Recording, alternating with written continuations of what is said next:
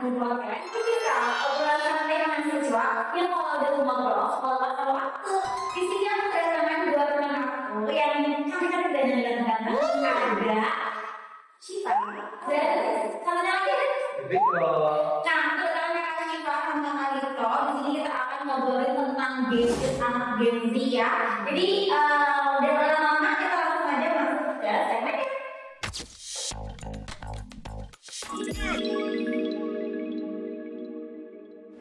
Nah, teman-teman semua, karena ini adalah segmen pertama kita ya, kita baru mulai dari episode pertama, jadi kita pengen bahas yang sampai dulu ya. Nah, pertanyaan aku untuk membuka obrolan sama ini, aku pengen nanya ke kakak-kakak yang di sebelah aku. Ini aku pengen nanya, kayak pernah nggak sih kalian ngalamin situasi dimana kayak, aduh kayaknya gue harus stop nih main HP karena dari tadi udah nge-scroll terus, gue udah nge-scroll HP terus dari tadi gue harus stop nih juga. Pernah nggak kalian seperti itu? Jadi mari kita tanya dulu ya, kita wawancari kakak yang satu-satu, mulai dari kakak dulu. Wah, kalau kayak itu aku pernah ya. Oh ya. Karena gue pernah sehari itu merasa tuh pas lagi scrolling nih, pas apa ya? Mungkin pas lagi masih kecil lah ya. Oke. Jadi, nah scrolling, mesti waktu itu tuh masih baru banget. Terus scrolling tuh, di situ merasa kayak, ini kayak pada waktu kosong nih, jadi kayak apa ya? Gue pakai tuh diam gitu, dari bosan deh. Dan sekarang tuh kalau pakai dengan perkembangan teknologi sekarang dengan adanya AI sebenarnya itu, jadi gue kalau liatin brainstorm tuh coba liatin AI itu, gue jadi memakai itu brainstorming, jadi gue liatin konten-konten lain tuh kayak, oh ini bisa ini, oh gue minta kayak ada gak yang ide kayak gini, kenapa enggak, kalau enggak mau hubungan ulang ini satu-satu. Nah, biar merasa tuh waktu saya tuh nggak kosong, kayak merasa dipakai dengan cara yang ini. Oke, jadi di sini yang tentang teman-teman ya, kakak ini pernah ngalamin hal itu waktu pada masa kecilnya ya lebih tepatnya, tapi sekarang sudah mulai upgrade diri dengan cara memanfaatkan tetap scroll tapi dengan cara yang bermanfaat lagi ya, yang lebih bermanfaat daripada waktu dulu. Oke, sekarang kita mau tanya tentang Kak Syifa dulu nih, aku penasaran ya, apakah sama dengan kakak kita dengerin atau berbeda? Mari kita lihat. Oke, kalau aku sendiri untuk menggunakan medsos ya, aku tuh pakai medsos tuh untuk kayak hiburan, cari hiburan kan. Lagi belajar kuliah nih, kayak kan, tapi itu sering banget yang pakai itu buat nyari materi tugas, terus juga ya sering dipakai buat kegiatan kampus ya. Terus penting juga kan, aku tuh lebih suka pakai medsos untuk hiburan guys. Jadi kan ya masih itu lebih kayak memakai dimanfaatkan dengan lebih baik ya. Kalau aku enggak, aku lebih suka untuk jadi hiburan aja sih. Hiburan. Oke, jadi tetap pernah ngalamin lah ya, kayak dengan scroll menjadi Oh iya, kalau aku tuh pernah ya karena habis UAS juga waktu semester 1 kemarin tuh, karena aku juga salah sih guys, aku nggak bilang ke orang aku kalau misalkan ya aku udah selesai gitu ngerjain tugas UASnya, dan aku tiduran di kamar seharian ngurus gitu kan. Aku tuh tipe orang kalau misalkan memang udah semua tugas sudah selesai dan memang ada waktu untuk aku istirahat, ya aku pakai waktu itu di sini gitu untuk tidur, scroll medsos dan lain-lain. Itu pernah aku sehari nggak keluar dari kamar dan mamaku tuh bener-bener kayak marah dan sama aku kayak, kamu kenapa sih di kamar kamu nggak keluar gitu kan. Nah yaudah aku sampai balik gitu deh. Oke, jadi ternyata semua pasti kan terima dengan hal udah kesanduan yang kami harus stop ya. Nah, tapi di sini kita punya perbedaan ya. Seperti tadi sudah aku bilang, karena kita lebih sekarang dia sudah upgrade diri, sudah melakukan hal yang positif lagi dalam menggunakan gadget. Kak Syifa dia masih menggunakan gadget sebagai hiburan. Hiburan dia nggak perlu banget lah guys, dia pasti nggak penuh gitu loh. Jadi scroll TikTok, Instagram dan lain-lainnya yang menghibur gitu. Oke teman-teman semua, nah ini adalah pembahasan ada dua sesi yang kita mengundang yang tepat karena kita bisa membedah lebih dalam ya tentang gimana sih gadget itu bisa digunakan sebagai gadget. Ini ada yang positifnya sama ada yang negatif. Seperti itu. Jadi mari kita masuk ke segmen selanjutnya.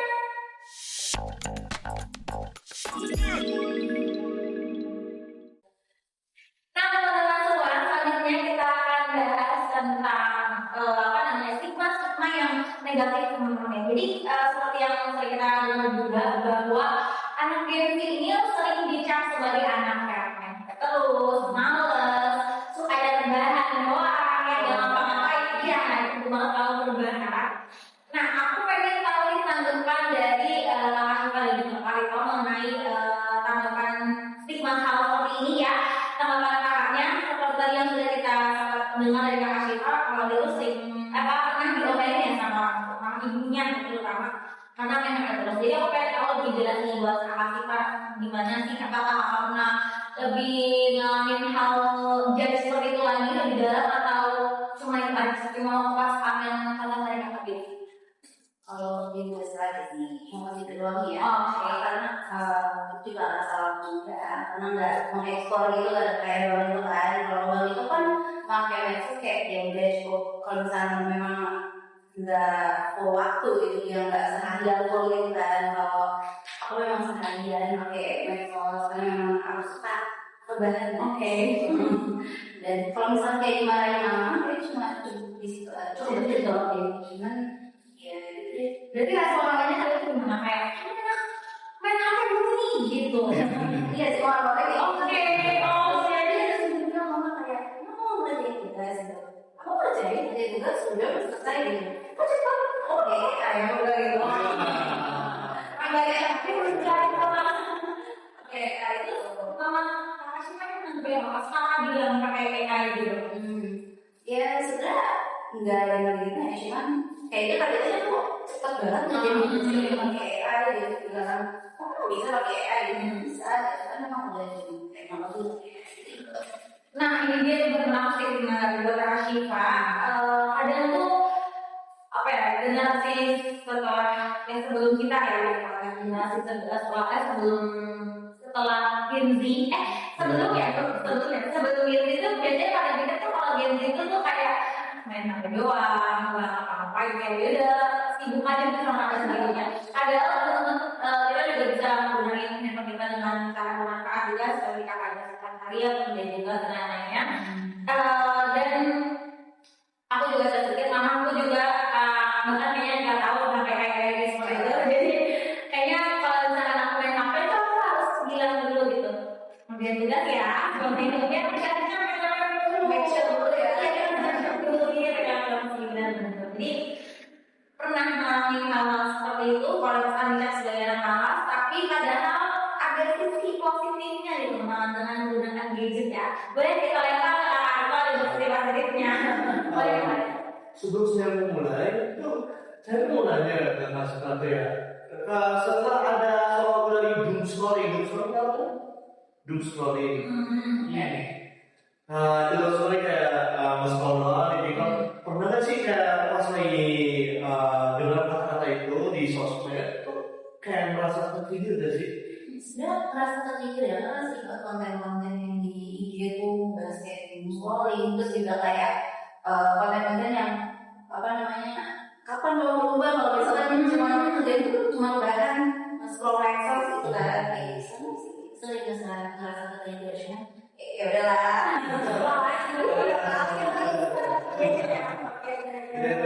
Iya, karena pas aku dengar ada doom scrolling itu, wah gitu kayak tidak ternyata bukan juga ya yang hanya mau perubahan gitu ya. Tapi kayak gitu lah. Karena pas kalau aku pakai kalau cara saya pakai internet sama cara saya mau sosial media itu kayak kembali lagi kayak tadi kayak merasa kosong, merasa kayak nggak kayak ngapain sih gitu. Jadi doang. Jadi kayak juga para awalnya tahap awal untuk memakainya sama medsos untuk awal research itu kayak gue kayak gue lagi ngedul soal itu karena kan ada research lah ya, jadi yang nonton harus lihat harus apa ya menjadi seorang researcher dalam media sosialnya. Jadi kelihatan kayak hiburan doang dari sisi ibu saya dari kayak soal milenial dan soal milenial ya. Aku lihat kayak dulu volleyball, lu ngapain sih? Iya. Sebenarnya gue akan yang lain. Jadi terus minggu-minggunya pas udah ada risetnya, udah ada hasil belajarnya, jadi udah kurang kelihatan kayak keyboard deh. Apa ya? Udah kurang lah dari banyak komplain dari orang tua sama orang-orang lainnya yang lebih tua dari saya. Jadi ya, itu kalau udah ide-ide saya yang saya ambil dari medsos itu akan lebih berkembang lagi kan. Pas aku saya sudah bilang di awalnya saya akan berkembang lagi. Pernah tuh pas lagi saya berkembang ide saya dengan AI, ibu saya lihat, nah lu kok kayak nanya kayak situ kamu punya orang sendiri ya, harus berbeda dari diri sendiri. Tapi namanya juga tuh aku tuh bukan memakai ini AI untuk berpikir untuk saya, tapi saya apa ya, verifikasi apakah ini masih ada lagi, masih ini udah ide saya berkembangkan, ini nggak ada tuh di inovatif lah dalam industri yang saya ingin mau masuk lah. Jadi setelah saya masuk tahu ilmu saya, karena saya memakai AI, ke teman-teman saya juga karena yang lebih tua dengan kayak gitu, saya jadi kayaknya untuk mengurangi kritik dari teman-teman yang lebih tua atau yang lebih nggak paham, kayak harus inilah dikasih tahu sisi positif yang menggunakannya kayaknya. Oke, jadi yang kita tanggapin hari ini, yang tanggapin jawaban kali itu tadi dia lebih menggunakan gadget itu lebih fokus ke AI untuk mengembangkan idenya ya seperti itu. Oke, mengembangkan ide yang dimilikinya. Dan memverifikasi ide yang dimiliki oleh akhirnya. Nah, terus sebenarnya ini dua konteksnya lumayan mirip ya. Kalau misalkan Kashifa ini untuk hiburan, cuma dia sempat menggunakan AI untuk membantu masyarakat. Tapi kalau misalkan Kashifa dia lebih sering menggunakan itu mengembangkan ide lebih hal yang lebih positif seperti itu ya. Tapi dua-duanya sama juga terbentuk dari dari medsos dan juga tidak hilang dari kecurigaan orang tua kenapa kayaknya handphone seperti itu teman-teman. Jadi sama saja dua-duanya pernah mengalami hal tersebut. Jadi perlu kita garis bawahi juga teman-teman ya. Jadi enggak setiap saat kita menggunakan handphone itu untuk hal-hal hiburan saja, bisa juga untuk cari ide lainnya, atau juga untuk mengembangkan ide secara karisma.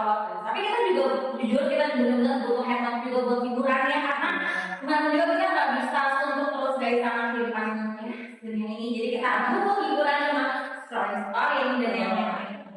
Oke guys, kita lanjut ke segmen selanjutnya.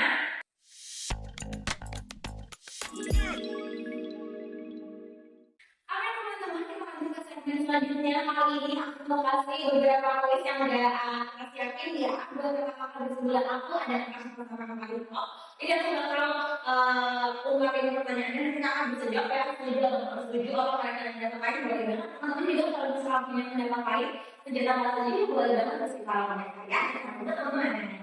Oke, kakak sudah siap pertanyaan dari kita? Maka kita langsung aja ya. Untuk yang pertanyaan pertama itu aku mau tanya ya, scroll medsos sebelum tidur untuk cari inspirasi konten besok.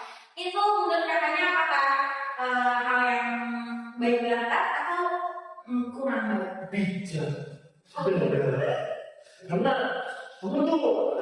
kamu tuh harus mempersiapkan dirinya untuk hari besoknya, untuk nih biar besoknya nggak kosong. Karena biasanya kalau kamu masukkan hari ini ya dan dengan kegiatan yang kosong, dengan ide yang kosong tuh pasti ya udah semua dia aja scrolling.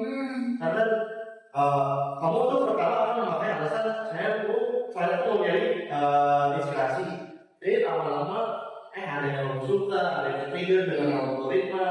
Jadi itu sebagai doang. Jadi untuk jadi karena nggak ada ide atau nggak ada persiapan dari hari sebelumnya, ya kan lanjut. Oke, gimana kalau kita kasih tanya? Setuju. Oke. Karena kalau misalkan terinspirasi konten besok yang bisa mau tidur, kayak misalkan biasanya misalkan selesai dia itu kan jam 9 jam 10 lah ya. itu nyari konten buat besok kayaknya mustahil kayak yang tadi karena kayak kalau misalkan dari inspirasi aku pasti juga ujungnya scroll meme gitu ya terus dan ya pokoknya nggak mungkin lah ya Oke, kita juga pertanyaan juga. Kami di sini juga banyak pertanyaan apa yang dibuat itu jadi makan hari kok. Setelah medsos sebelum tidur itu bisa inspirasi konten besoknya itu hal yang positif yang bisa dilakukan karena setidaknya besok kita tidak kosong banget. Kita sudah menemukan ide baru sebelum tidur yang bisa kita kembangkan untuk besok harinya. Ya, seperti itu. Kalau menggunakan Shima itu adalah alasan doang. Palingan beliau harus nonton juga, gitu ya. Nah, jadi itu adalah jawaban dari kakak berduanya. Kalau misalkan menurut aku sendiri, aku mau nambahin yang menurut aku sendiri tuh kayak sebenarnya guys, kalau misalkan kita posnya udah rebahan, kan kalau sebelum tidur pasti udah rebahan posnya. Itu mustahil banget buat kita tuh fokus nyari ide konten. Yang ada malah kita kayak ya udah buka modal seperti itu. Tapi memang tergantung orangnya ya. Karena kakak kita ini dari awal memang sudah menggunakan gadget dengan semaksimal mungkin, semanfaat mungkin, sepositif mungkin. Jadi mungkin beda kalau misalnya kali kalau mungkin dia benar-benar melakukannya. Kalau mungkin udah bisa ya. Kalau kita sebagai kita kayaknya nggak bisa. Iya, pancingan buat tidur gitu. Kita kalau udah bangun kayak mungkin kita tuh bersama guys. Karena kita fokusnya ya udah hiburan-hiburan aja. Gitu. Oke, next selanjutnya pertanyaan kedua. Di sini aku mau nanya AI buat bikin caption biar nggak mikir lama.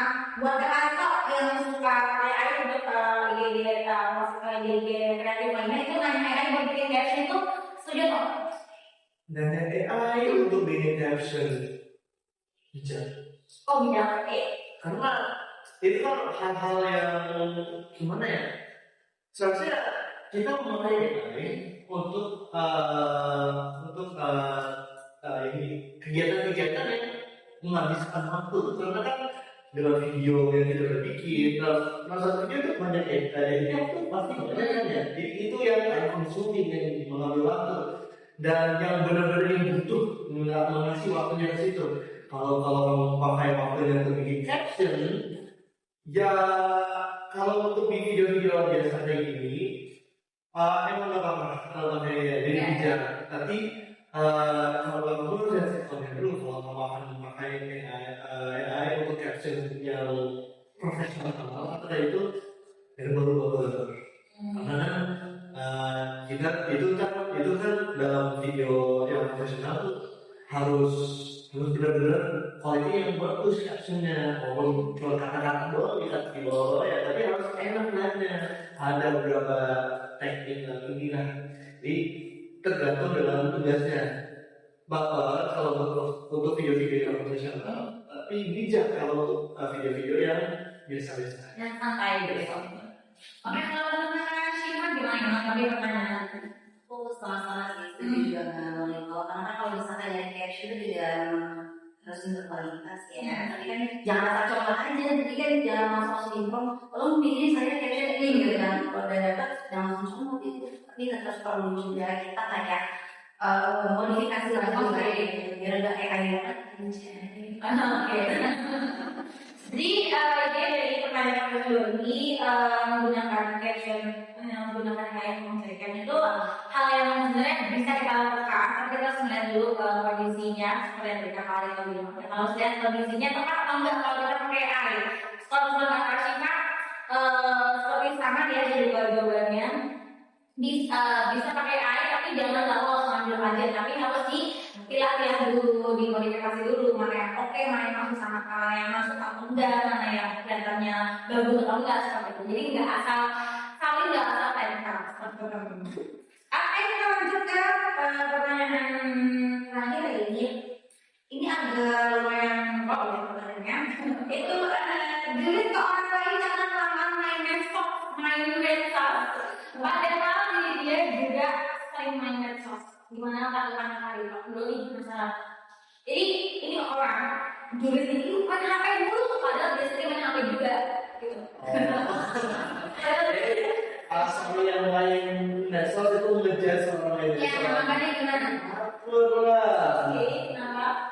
Lah, tuh kamu sebagai orang tuh kenapa apa lagi ngejudge orang lain kalau kamu sendiri kayak gitu gitu. Iya kan, maksudnya kayak ngapain lu ngacak gitu ya. Ya benar ya diri sendiri kalau lu ngejudge orang lain dengan kegiatan yang lu juga melakukan ya sama gitu. Jangan gitu.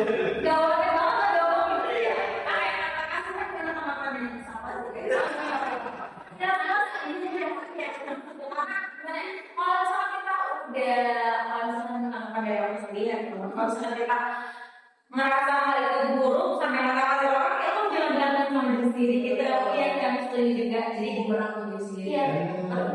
Jadi teman-teman tanggapan kalian pertanyaan ini kita semua sama nggak suka sama nggak setuju sama hal seperti itu yang dimana judge orang lain yang sedang main HP padahal diri sendiri pun melakukan hal yang sama itu kita nggak baik banget nggak kayak yang dilakukan ya dimana kita harus apa namanya guys iya itu diri kita sendiri ya karena sudah pantas bicara seperti itu atau tidak nah itu bisa kita bercermin kita apa namanya kalau diri kita sendiri baru kita bisa tuh ngomongin apa namanya nggak ngomongin juga ya karena orang yang pelan-pelan kalau kerja juga kalau baik gitu ya sih nah gitu oke teman-teman semua karena kita sudah ngobrol-ngobrol sudah lumayan lama juga ya sudah perhatikan dan aku merasa juga jawaban dari Kak Siva sama Kak Rito udah sangat lengkap ya dan udah sangat apa namanya fokus dan lengkap untuk menjawab pertanyaan sudah tadi aku sampaikan ke kakaknya jadi aku berharap banget teman-teman juga setelah mendengarkan podcast kita ini dapat setidaknya ada dorongan gitu untuk kayak punya data gadget nggak cuma buat hal negatif saja tapi juga bisa untuk hal positif dan juga kita bisa apa yang namanya kita bisa menjaga gitu diri kita untuk tidak menjudge orang lain dengan cara kita nggak bisa tahu apa yang dia lakuin selama main apa itu apa dan nggak cuma sekolah bisa juga dia lagi cari informasi inspirasi dan lain-lain gitu jadi kita bakal tutup podcast kita kali ini aku terima kasih banyak buat Kak Siva yang sudah datang di podcast ini dan juga Rito yang sudah menyempatkan waktunya dan kita saya maksudnya saya juga dan Kak Siva dan Kak Rito yang ucapin terima kasih juga buat teman-teman semua yang sudah nontonin podcast kita episode pertama ini dan tapi aku mau ngasih sedikit informasi buat teman-teman semua karena kita sekarang sudah bahas yang ringan gimana cara menggunakan handphone dengan baik seperti kakak Rita bilang dan juga buat hiburan seperti kakak Siva bilang aku bakal kembali lagi di episode selanjutnya itu membahas tentang gimana cara yang bijak dalam menggunakan handphone tapi langsung ada narasumber yang apa ya yang benar-benar melakukan hal itu ya jadi buat teman-teman semua jangan lupa pantengin terus apa namanya jangan lupa tungguin terus ya podcast kita di episode selanjutnya jadi bye.